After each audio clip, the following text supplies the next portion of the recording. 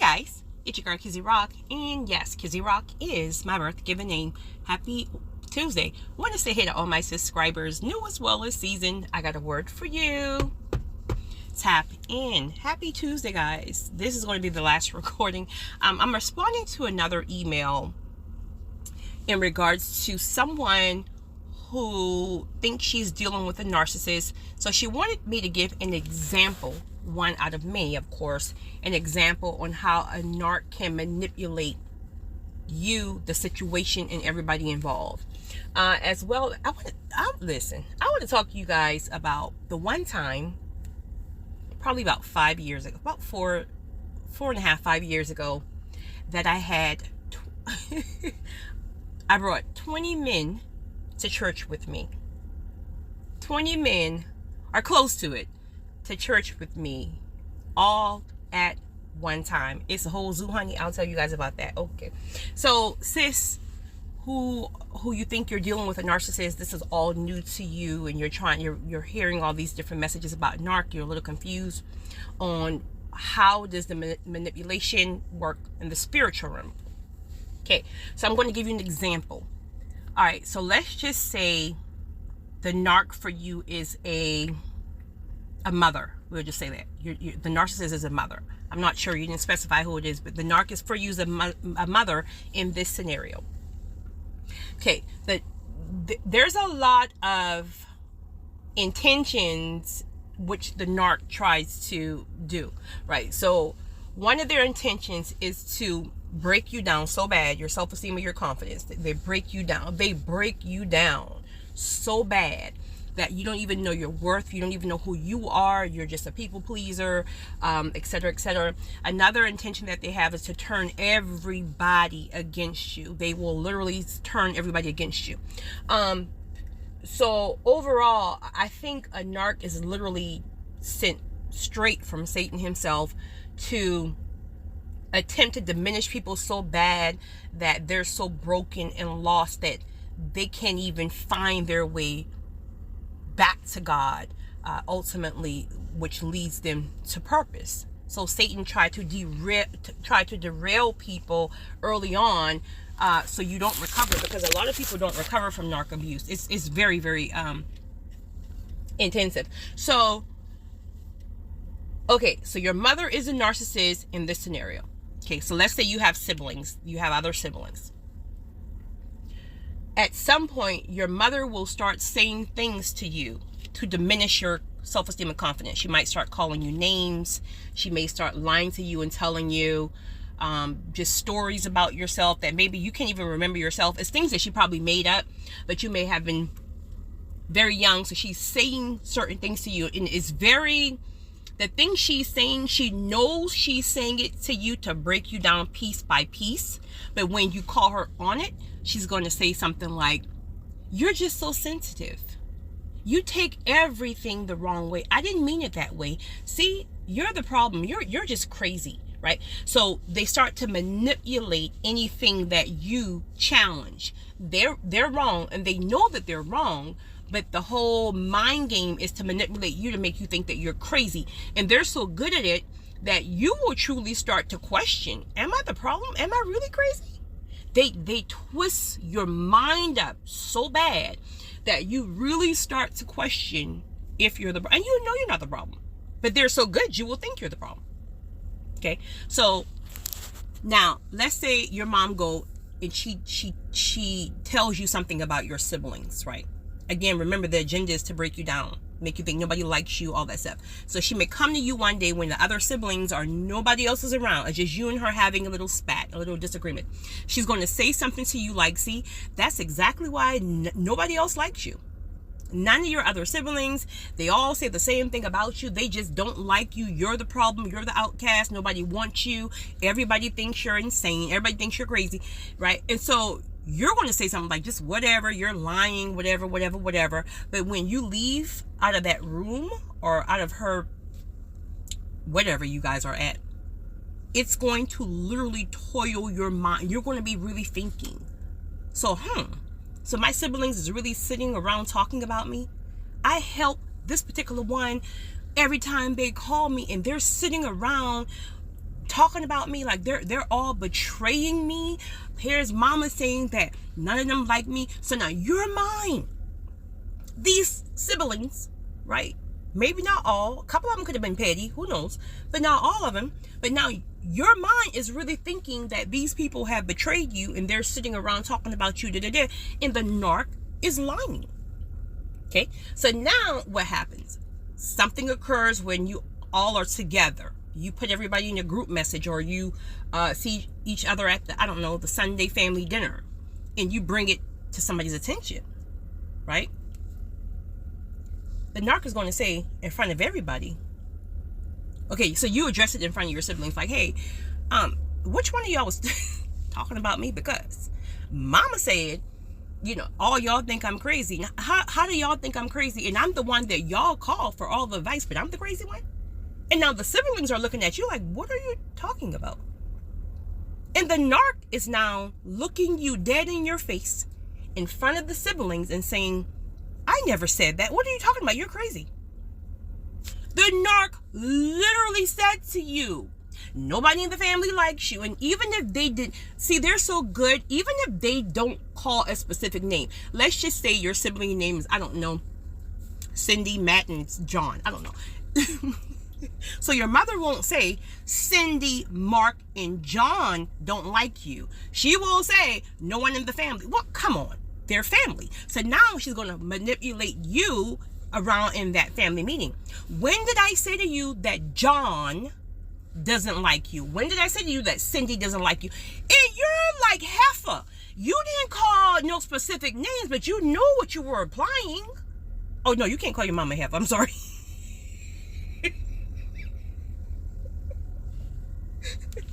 And your mother is just like, see, that's the whole point I'm making. You take and you twist things and you just, I never said that. I never said Cindy, Mark, and John. I just said family. You thought I was talking about, and you're just sitting there like, and now what's happening? Cindy, Mark, and John is looking at you like, you know what? Maybe you are crazy. Because I'm like one of your ride or die. Why would I ever sit around talking about you? And you would think that? And you're like, but I don't want to think that, but if mama said it, then obviously somebody, and the mama's like, I didn't say that. And now everybody is focused on you. And you were never the problem. So now there's this heavy energy in the room, in the environment. Nobody is talking to everybody, and the narc all along started the drama and flipped it so much mentally and spiritually. Now everybody sees you as the problem, and you were never the problem. And the cycle continues. It goes on and on and on, and you're the target, so they will always target you until you walk away for good and never look back. But as long as they have access to you, right? Let's just say you have a child and your mother is really close to your grandchild. So you need to get away from her because she's torturing you. She tortured you all her life. But now she's going to use the grandchild. Well, you're a horrible mother. Why would you keep a child away from their grandmother? And you're like, well, first of all, because you're toxic, and I don't want my baby to have those toxic. No. You're the toxic one. Ask all of your siblings because they all think you're great. And the saga continues. So the key with the narc is you got to leave and leave for good, because you will always, until the end of time, you will always be their target. You are the main source. You're their main supply. They started early with you. You have like their foundation. So anybody else that they try to get that supply, right? They just need a high off of manipulating people. It just does something to them. It makes them feel all warm and fuzzy inside, that they have everybody up in this uproar and all this negative dark energy is present. They get a high off of that.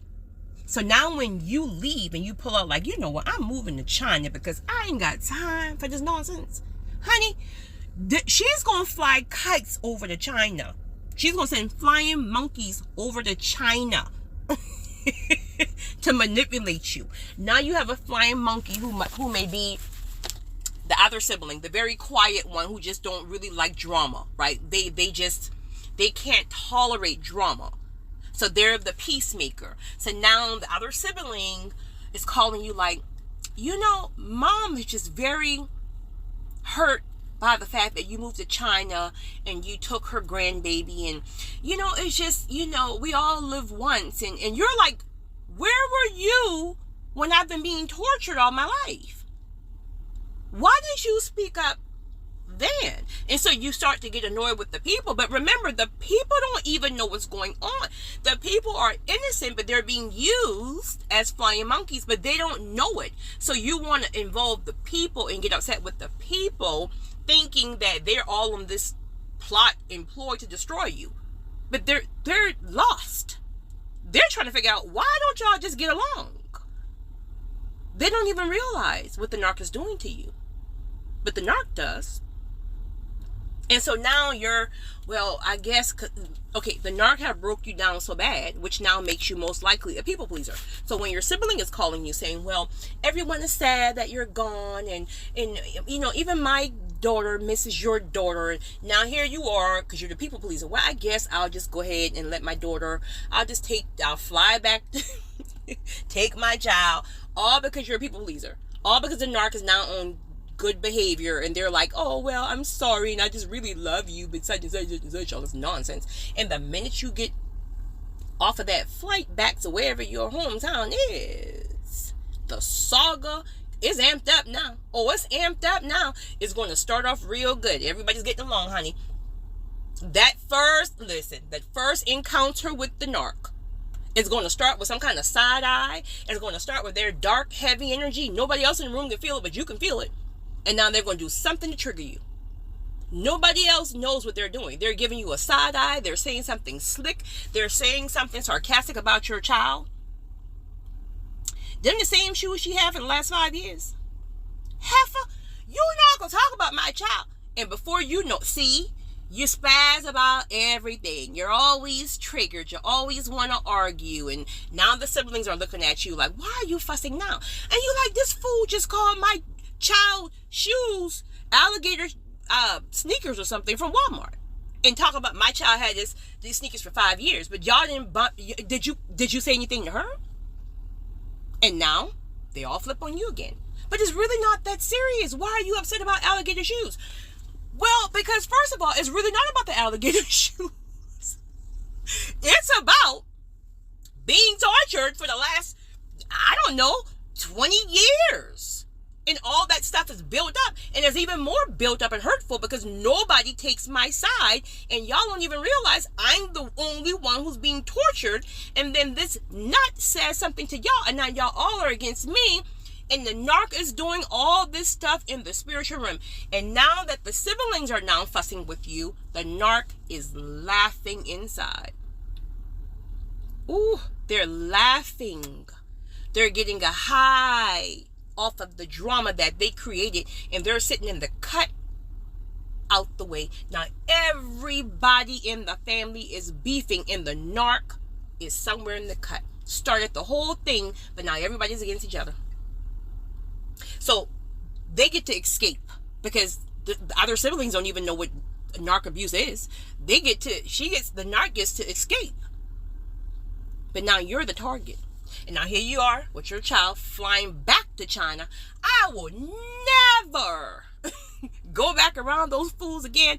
But now your mind is toiling because everything that they've said to you, now you're starting to really question, am I the problem? Is it really me? But you're the person who loads your child back up, knowing you're going to get tortured, knowing these people really don't care about you like that. And now you're questioning, are you the problem? So you see how they can twist your mind up? Narcs will mess you up. They will literally take your mind. So in my opinion, when you get away, which is a process in itself because they damage you so bad that you keep craving the abuse. It's almost like you're craving them to finally just one day accept you. They will never, ever accept you.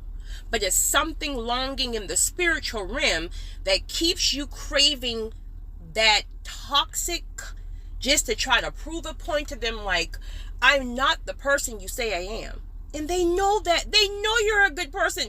That's why they chose you. They know you're a good person. But you want to keep trying to prove to them that you're a good person. These people are horrible. Okay, really quickly. Let me tell y'all about this. I totally forgot about it. So my daddy brought it to my attention today when I was talking to him. And he's like, Kizzy, remember the time you brought all those men to church? Can you do that again? And I'm like, what you do? Oh, you know what? Okay, so my dad, he turned like his house into like a church, right? I mean, the whole setup, like the pews, the you know, like the stand thingy. Literally, he turned his house into like a church. But he would only get like 2 people that comes, like from the neighborhood, right? So he called me one day and he asked me, you know, if I was coming. So I said, yeah, I'm gonna come. And he said, you know, I'm just a little frustrated, you know. It's like I heard God told me to turn this house into a church, and it's like people, etc., etc. So I was like, oh, okay. So after I got off the phone with him, I didn't think no more of it, right? Then it popped in my spirit. I said, you know what? I'm gonna just put something on Facebook. I was on Facebook. I'm on Facebook now, but I don't even check Facebook. So I posted something on Facebook, and I said, hey, everybody. Truly, genuinely from my heart. I said, who would like to attend church with me to my dad's house tomorrow? If you would like to attend church, hit me up in the inbox. That's all I said. So I started getting all these different messages from men. Like, oh, I would love to go to church with you, right? Just different random men. So I will respond and I say, okay, here's the address. There's a tire shop that's by my dad's house. I'm going to meet you at the tire shop. But I never told each person that this was the same conversation with each. Why does it matter? We're all going to church. So I mean, I don't understand. So when Sunday got there, God. So when I drove and I got to the tire shop, there was about, I can't even remember. It was a Sunday, so the tire shop was closed, but you would think they had been open because all the different cars that were at the tire shop. And when I pulled up, the air was thick. I mean, thick. And now the men are like side-eyeing each other, trying to figure out, did you think the tire shop was open today? I don't think they all knew we were all going to church. So I got in the window and I was like, oh, thank you guys. My dad's going to be so happy. And now they're all looking at me like, girl. I promise you, I'm totally innocent in this thing. Totally innocent. And so now everybody's looking at each other like, so you know about this? You know about this? You know about this? You know about this? So you could tell a few of them wanted to pull off. No, sir. No, sir. God is strategic. You can get this word. Come on, let's get this. No, you ain't going nowhere. We're going to church. We're going to my daddy's house. Okay. So now all of us are trailing. Literally, the cars look like we're going to like a carnival fair. Seriously. And my dad's yard is like really big. So we pulled up. Everybody just pulling up and parking. And you could tell some of their faces was so tense. Right? And so my dad came. My dad didn't notice. I didn't tell him yet. Right? So if I'm honest, I didn't even think they would show. So when my dad opened the door, his eyes literally just jumped out of his head. And he was like, Kizzy, I don't know what you did, but whatever you did, could you do this every Sunday? So now the guys are getting out the car. They got their little church shoes on. I don't even think some of them knew we were going to like an actual house. Because when I look at their faces, a few of them was like, this ain't no church, right? This is my daddy church. Don't play with my daddy. Okay. So we go up in the house. Everybody taking their seats. And you know how some men go. They kind of just like, they go in the back. So now they're in the back, honey. I go all the way to the front. And I look back. And there's about 20 men all sitting to the back of the church. And honey, if looks could kill, They wanted to strangle me, honey. And I'm thinking to myself, so y'all really thought